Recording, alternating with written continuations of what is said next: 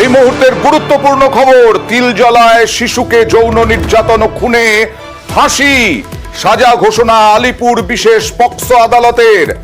কথা বলবো প্রতিনিধি অমিতের সঙ্গে। অমিত, কোন সালে ঘটেছিল, কত বছর আগে ঘটেছিল, কি ঘটেছিল এবং আজকে ফাঁসির সাজা দিতে গিয়ে আদালত কি বলল? 2023 সালের 26শে মার্চ তিলজলা থানা এলাকার 7 বছরের নাবালিকার ধর্ষণ করে যে খুনের ঘটনা ঘটেছিল, সেই ঘটনায় অশোক সাহ নামে এই এলাকারই এক ব্যক্তিকে গ্রেফতার করা হয়েছিল কলকাতা পুলিশের তরফে। তার বিচার প্রক্রিয়া আলিপুর পক্সো আদালতে হয় এবং আজকে তার ফাঁসির সাজা ঘোষণা করলো আদালত।